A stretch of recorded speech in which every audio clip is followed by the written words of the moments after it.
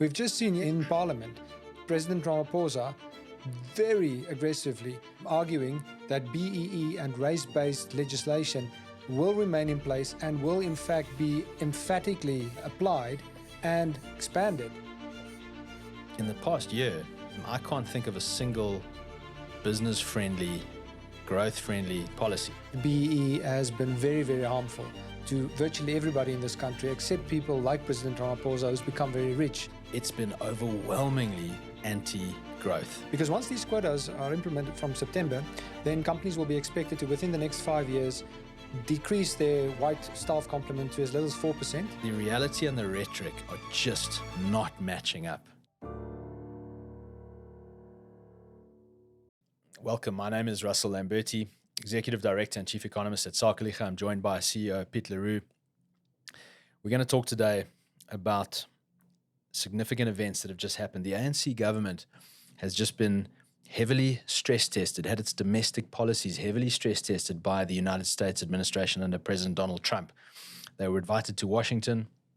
In those conversations, what predominated was the issue of farm murders, which was not publicly discussed, with the extensive race-based economic sanctions targeting white people in South Africa and other minorities, including things like BEE, the Employment Equity Act, and various land expropriation policies. It's possible that some of those policies were discussed behind closed doors. We now get to see and assess the ANC's commitment to its race-based policies in reaction to this pressure that has been brought to bear upon it. And so what we're going to do today is discuss the initial reaction of the ANC-controlled government and look at some of the trends that are in place to decide, are we starting to see a turning point? Is this US pressure starting to work or starting to bear fruit? And what is the real state of play of race-based economic policy in South Africa? So Pete, that's the setup. Let's start with BEE. It's the kind of flagship race-based economic policy in South Africa, from which so much flows. We've got some initial reaction from the presidency. There seems to have been some reactions since this Washington meeting. Sum up for us just these initial moves that we see the government starting to take. All right, Russell. So Black economic empowerment is this race-based ownership restrictions and requirements that the South African government, the ANC-controlled government, has developed over the past, especially the past 20 years, and recently in the last 5 years or so, we've seen a heavy escalation. Most renowned internationally, it has taken the form of restrictions on Starlink. Starlink, as an international company, if it were to operate in South Africa under current regulations and legislation, it is required to hand over ownership, somehow give ownership to around 30% to local Black people in South Africa. That, of course, caught international headlines and was part of what was uncomfortable for the ANC, because it made it very well known internationally that these are actually race-based restrictions. And if you're not white, you have to be a local Black to get that preference. I mean, there are some exceptions for coloreds and Indians, but generally, if you're not Black enough, that's not really ideal from the point of view of the government. And Elon Musk happens to be arguably the most famous man in the world at the moment, who also happens to be on very good terms with President Donald Trump. And so this has all come to a head in these conversations. Yes. Now, internationally, it has now caught the attention of people saying, if you want to open a business in South Africa, there seems to be these race-based restrictions. But these are very extensive. It's been in place and it's been escalating in South Africa for the last 30 years. And we were up to now in a heavy escalation phase with things like the competition policy, with things like licensing tied to not only international companies wanting to do business here, but property developers, estate agents, people who want to sell medical equipment, medicine in South Africa, financial services. All of these and many other industries have explicit or already introduced race-based requirements for licensing. Otherwise, you're prohibited from operating a business. We've pushed back successfully against a lot of that, especially in the property industry last year and in the financial services industry. But it's escalating, and we're seeing a wave coming through on our radar. So I want to emphasize that. I want to highlight what you've just said, which is we have seen an unmistakable surge in the intensity of Black economic empowerment policy, or BEE policies, in the ways that you've described. We've got other videos that go into more detail on this stuff, and we're not going to unpack all that detail now, but it's been substantial leading up to last year's election, the general election, national election of 2024. And then since that election, in some ways, we've actually seen an additional escalation in those policies. That brings us to May 2025. Right. And the question before us now is, do we see any evidence that in the last few days there's a change of tack that's now going to subside? And I think the answer is, and we're going to get into a little bit now, but I mean, the initial early reactions, some people have seen maybe there's some concessions being given. Let's really paint clearly for people what's going on. Are we really seeing a subsiding in this wave? So only one apparent concession has been made, but actually a lot of accelerationary announcements have been made by the president. Let me touch on both. The concession that has been made, or that is apparently being considered, is a concession regarding satellite or telecommunications providers moving into South Africa from abroad. This would apply to Starlink. And the idea that the concession that's being contemplated here has not been finalized is that the international providers will be offered the so-called equity equivalence option. That means that they will not be required to provide 30% Black ownership, for example, in this case, but they will be required to make an equivalent concession in cash or investment or some kind of payment. And it's an entry tax. It's an entry tax. But they won't have to provide ownership as an entry tax. They'll just have to provide the cash or money equivalent in some way for that. And in some ways that is more honest. That just makes it more clear that that is the cost of doing business with this regime, with this with people who are judging you by based on your race, if you can do business, you are not. If you're not Black enough, you have to pay an entry tax. So that in some ways, of course, is a concession because now you don't have the complications of ownership and you can write this off on tax, I suppose, because it's a payment. I suppose in some ways you could view this as a corrupt foreign practices payment, but it now has a veneer of legitimacy.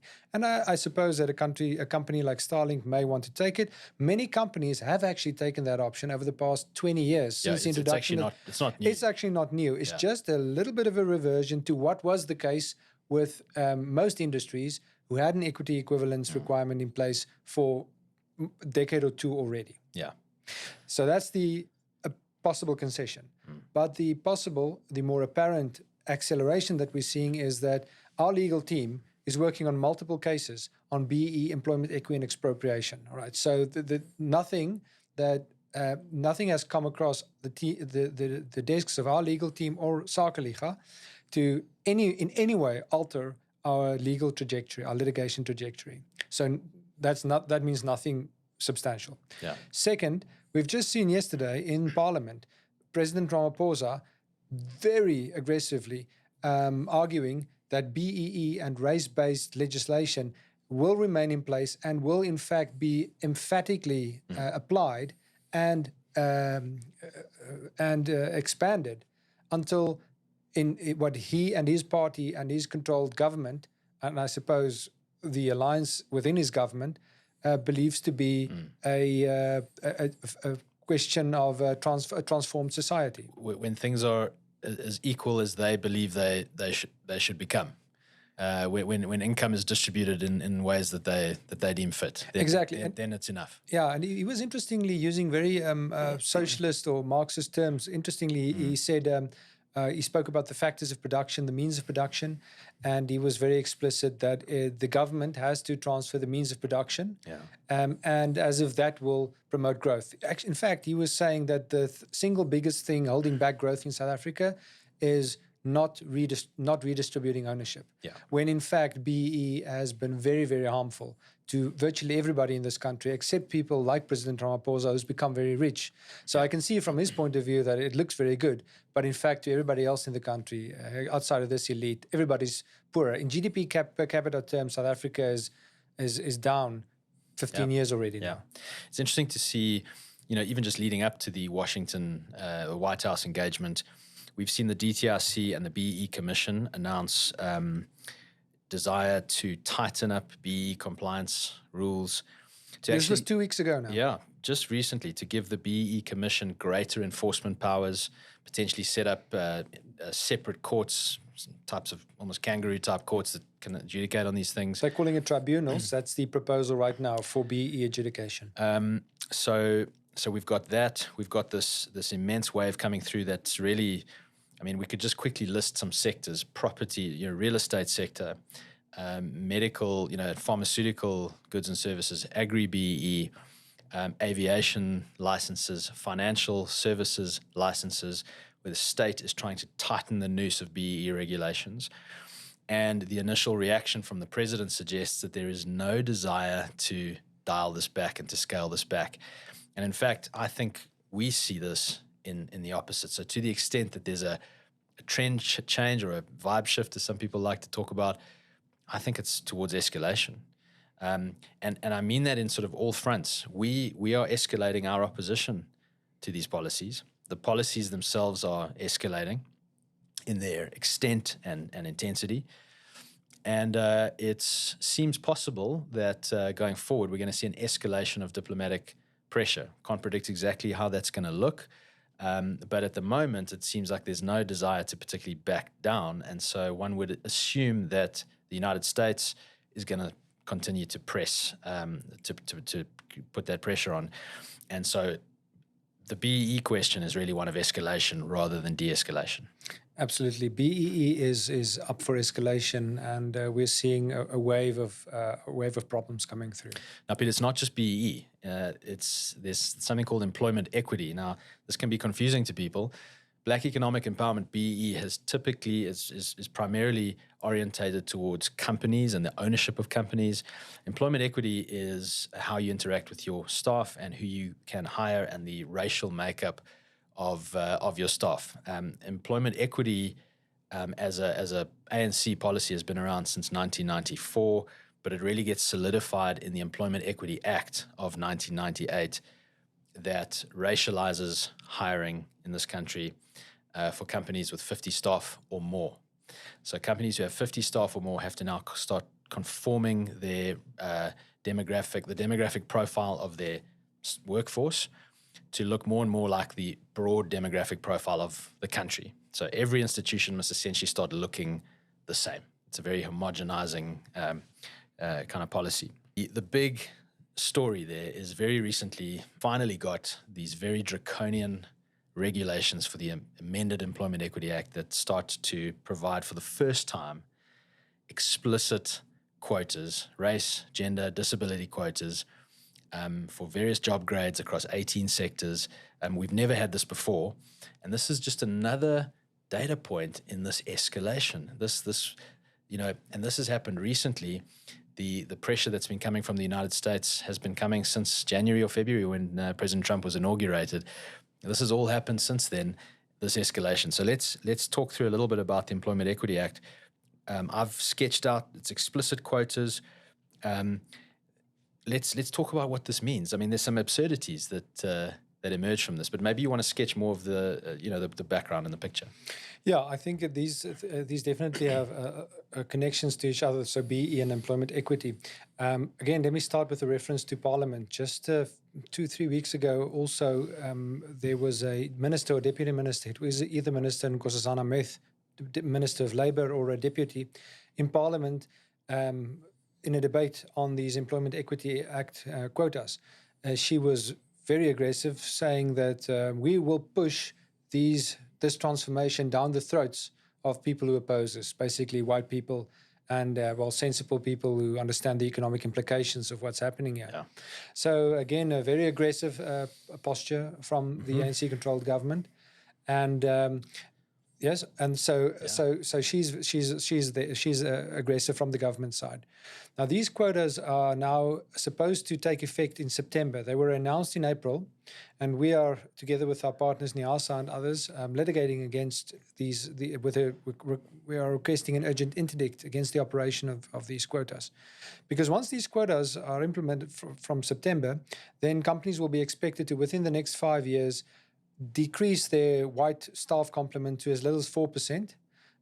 Some outliers are high, like agriculture, it's 60% top management would be allowed to be white, but that's just telling the farmer that his son will not be on the management team ever. So, get son, goodbye. These quotas are now being required, and they will be required to be met increasingly annually, or you will be penalized, and if you don't comply, the executives will go to jail. This does not apply only to South African companies. This applies to international companies with places of employment in South Africa. So we have two things happening here. We have the ANC broadcasting internationally that it's open for business, the ANC-controlled government, and someone like Minister Steenhuisen saying, we are the builders. He was just making a very nice clip yesterday or today, together with Mr. Ramaphosa. He's on the team of the builders, and these good guys in government now, we must just prevent the bad guys from taking over government, because these good guys are putting us on a path for growth, a path for being open for business. But what's happening in South Africa is that we're seeing massive escalation on ownership requirements, and we're seeing massive escalation, like unprecedented escalation, just in this year already now, of employment equity quotas, requiring companies to apply race-based, very heavy targets on their employees, and if they don't, they're going to get put out of business. It applies to international companies. So as much as they're telling Mr. Trump or the White House, or in fact any major economy's president or minister or diplomat right now, that you'll be fine, their businesses actually won't be fine, because they are going to be prohibitively infringed on based on who they apply. Big part of what we do at Sakeliga is tracking economic policy. We keep tabs of it. We look at what's being announced. We look at what legislations is in the pipeline or coming out. We litigate against some of it. In the past year, I can't think of a single business-friendly, growth-friendly policy. Now, maybe if we went and looked in our files, we could, find one or two things, but it's been overwhelmingly anti-growth. So to be, the reality and the rhetoric are just not matching up. They simply do not match up. And I think it's that gap that is being exposed. I think not only by people like us, but I think to some degree the US administration is observing that gap and is noticing it and saying, hang on, this actually doesn't comport. And businesses out there are noticing it because they live this daily. Yeah, look, ships are passing us by in the night, passing South African harbors by. But those ships are actually a metaphor. Yeah, they're literally doing it, and it's a metaphor for what's happening with business investment here. So international investors are definitely put off by having first to understand what BE and employment equity is. Secondly, to apply what is patently illegal in their country. So a country like Germany prohibits race-based employment. In South Africa, you are prescribed, you must do this. So it brings all kinds of moral and business challenges that people just, that just raises the return on equity required for investment here. And it applies to international businesses, but it applies to South African capital as well. Yes. And South African people in South Africa keep doing business here. People are making good money. The economy is producing, but we're not seeing the growth we can and we should. Why? Because people are diversifying elsewhere because of all the internal risks. Also, the successful businesses we see are the ones we can still see. The ones we don't see it's because they've gone out of business, or the businesses that were never started in the first place because of the excessive regulatory regulation. And just one more on this employment equity thing. We must remember now, you and I, we frequently use the term that this is targeted domestic sanctions against a section of the population, and it indeed is. If you look at these quotas, then white males are really what must be reduced in the workforce. And throttled. It's really you must reduce white males. That's the key thing for these regulations. But there are gender implications there as well. Quotas on whether it's male or female in disability and so on. Those are complicating, but we must also remember that what is proposed here is absolutely devastating to family businesses of all cultures. So especially to minority groups, Indians, colored people in South Africa, white people of all the different ethnic backgrounds that are represented in this country. You cannot have a family business in South Africa under these regulations. You have to stay prohibitively small. You can never expand to be a successful build legacy family capital in this country under these regulations. Pete, there's also some just rank absurdities that emerge from this. So consider a business. So 50 staff is the threshold above which you start incurring these regulatory burdens. Now, if you've got 49 staff, by hiring one more person, you've just taken on a massive regulatory risk. So the marginal cost of adding that one person has just gone up massively. Yeah. So there's a deterrence in adding staff at that level. And in reverse, if you have 52, 53 people, you just get rid of the last three people, and you're back in 49. If I can mechanize a bit, if I can extract a little bit more out of the existing staff, get rid of 2 or 3 staff members, and I'm below this threshold, and suddenly all this burden is off me. Okay, but now we come to the shifting goalposts. So the one thing we know about ANC race-based economic policy is the goalposts keep shifting. We know that that's going to happen with employment equity. That's been the trend for 30 years. This is just another iteration of that, a fairly big iteration, but these goalposts will keep shifting. These targets, after 5 years, will ratchet again. That's one thing. There's a few dimensions they can do this on. The two most obvious ones as well are lowering that 50 threshold. So those companies with 45 staff who think they're, free and clear, in 5 years' time, that threshold could be lowered to 40, 30. There's nothing particularly stopping that. In Namibia, it's been lowered to 10 a while back. There we go. The other one is for non-compliance. One of the potential outcomes there is a 10% of turnover fine. 10% of annual turnover.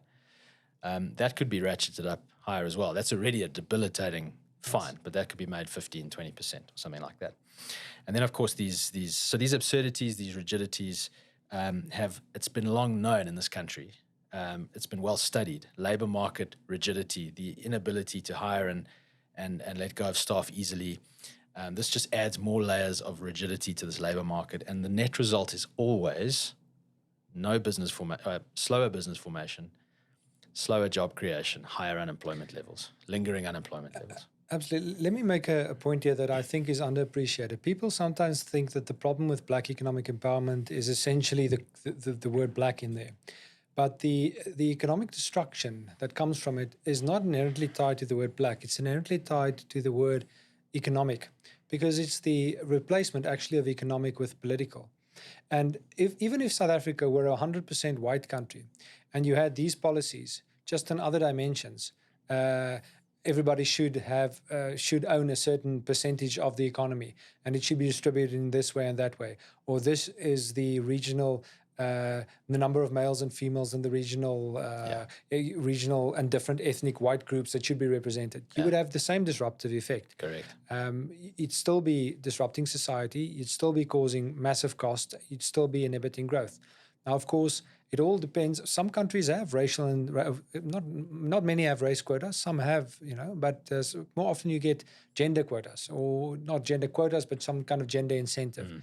And why that's not completely destructive all over the world is to the extent that there are ways around that, and to the extent that isn't as intensive as in South Africa. Yeah. What we're seeing here is the DEI capital, the ground zero of the world's of political interference in the economy based on race, especially on ownership and employment, and we'll get to some of the else. You briefly moved beyond race there, because some of the real absurdities actually, they come in the racial dimension too, but in the agenda dimension, because there's certain professions, I'll just name one, like truck driving, which is 99.99% male for all sorts of reasons. Males like it, they want to do it, it's a dangerous job, you have to go on long night drives and all this kind of thing.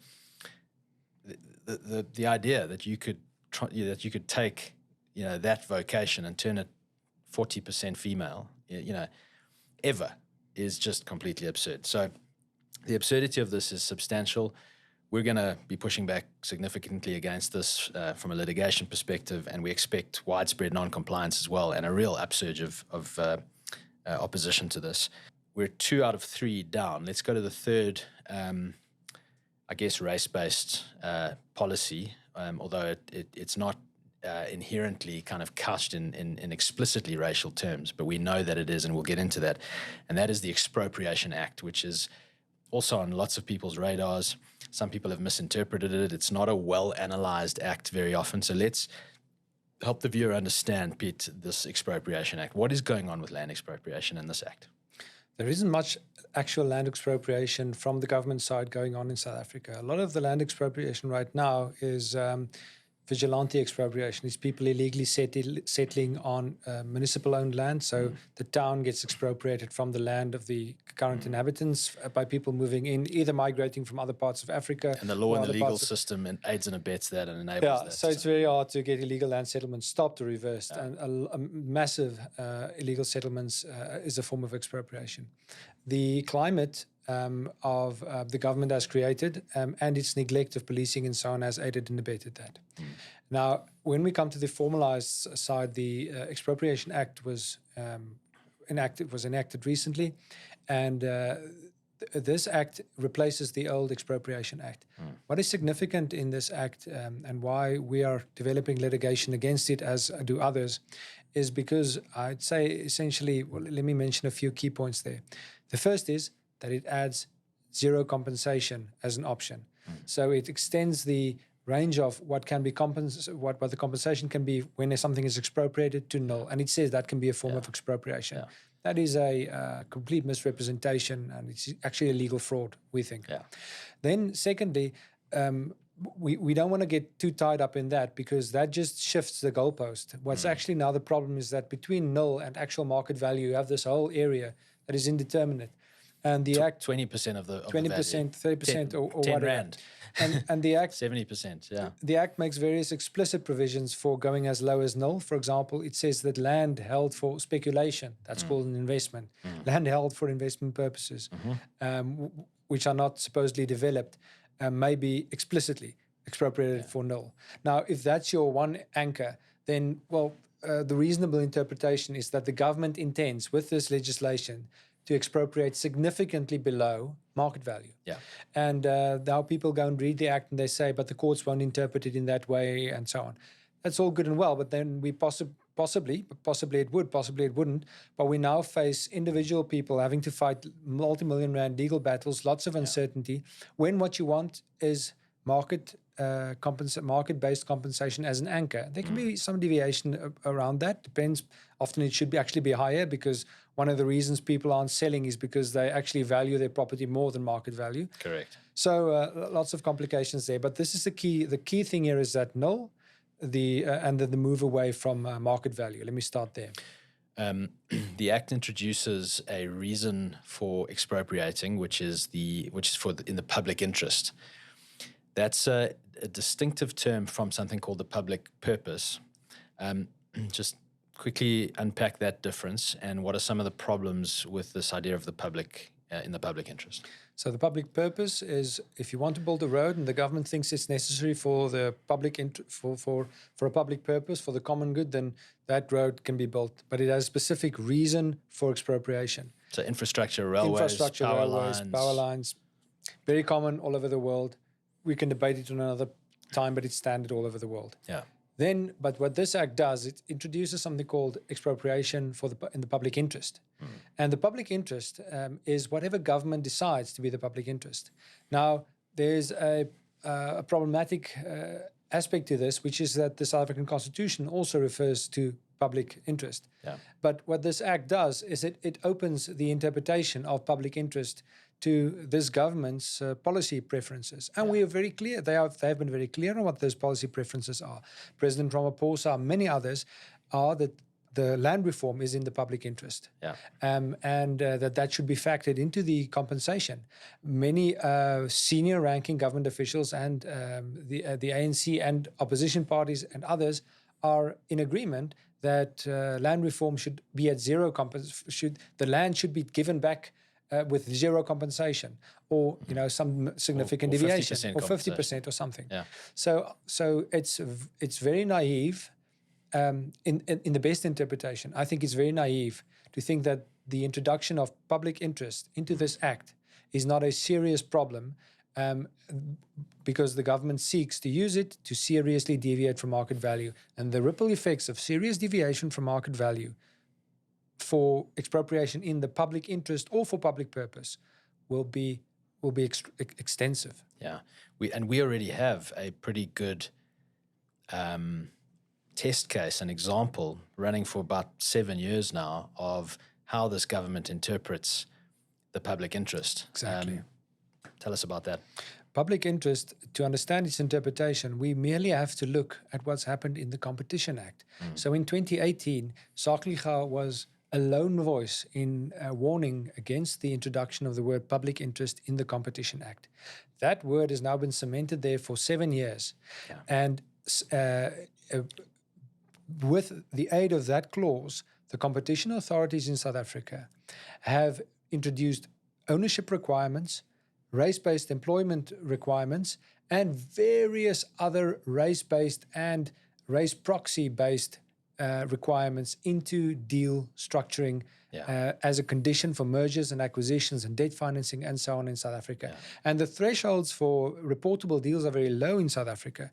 So effectively, corporate action in South Africa has been throttled with this public interest clause. And that was, I think this is the very least that we should anticipate from government. We've seen how they've used public interest so far. We must and we should expect that they will use public interest interpretation much more extensively in this much more emotive land reform, land expropriation question, which they are pressured on very much more publicly by the other parties and within their own ranks, and which they have declared to be their interests. But we're going to oppose the Expropriation Act on a lot of these grounds. And a big part of this is simply not allowing so much discretion to politicians, policymakers, governments to actually use the litigation mechanism and to use law to constrain the actions of state actors. Yes. It's possible that for quite some time there won't be any damaging expropriation activity that goes on, possibly. But at some point in the future, this becomes an extensive risk. It's always been said, if you make a policy, picture it in the hands of someone who's very unwise or someone who has nefarious kind of interests and purposes. So certainly something we're going to be taking on, and those are some kind of key issues for that. So let's tie a bow on this discussion. We've got an acceleration of BEE, long running into the second quarter of this year, and no real early indication from the government that there's any desire to concede or to slow that down. At least not domestically. Maybe they'll make some exceptions for international, some exceptions, but domestically, no indication of slowing down. But the entry tax on capital for foreign firms doesn't look like there's any desire to diminish that. Certainly seeing the most rapid escalation in employment equity, draconian targets that are being proposed, and then an Expropriation Act that moves the goalposts further down the line and allows for potential expropriation below market value, which could be economically devastating to certain landowners, must be opposed. We are involved in all three of these areas, opposing them.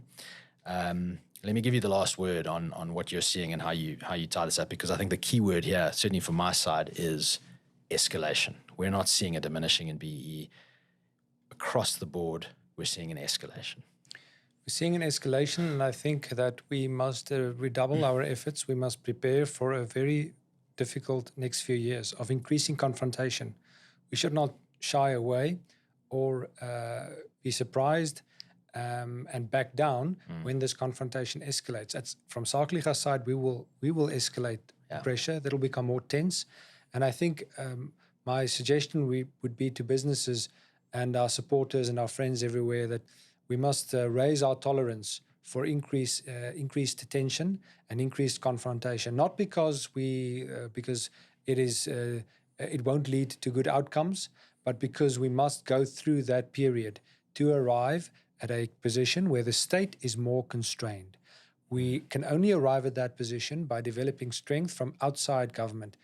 Unfortunately, as much as some of the parties within this ANC-controlled government may do good work in some respects, the ANC is firmly controlled, and some of the parties and even some ministers, even Minister Steenhuisen and others, have at times signaled much affinity for President Ramaphosa in a way they would a year ago not have done. Yeah. So there's a strange warming up of the relationship there, which seems to constrain parties within this government from fulfilling a constraining role as they had tried to do before.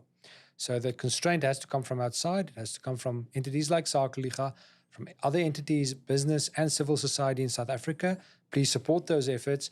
And then we must also welcome it when it happens from an international court. Other states are levers of power. They are strong entities. They have interests. That won't always perfectly align with our interests or interests of different groups in South Africa. There'll be some high granularity because they won't understand all the depth of what's actually going on here, so they'll make some mistakes.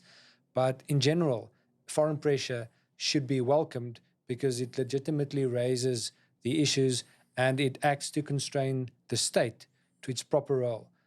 We can only look forward to a proper future in South Africa if we have a more constrained state that has to come from the outside. Piet, thank you. That's a strong and important message. We are facing tremendous escalation in harmful policies. I think you've summed it up really well. Appreciate your time. I hope this has been of value to you, the viewers. Till next time, take care. A quick message. We share conversations like this one on a regular basis. If you're currently unsubscribed, I'd ask that you consider subscribing. At Sakeliga, our mission is clear. We're working to shape a flourishing business environment, unburdened by harmful economic policy and resistant to state failure. Now, there's an immense amount of work ahead, and your support is really impactful.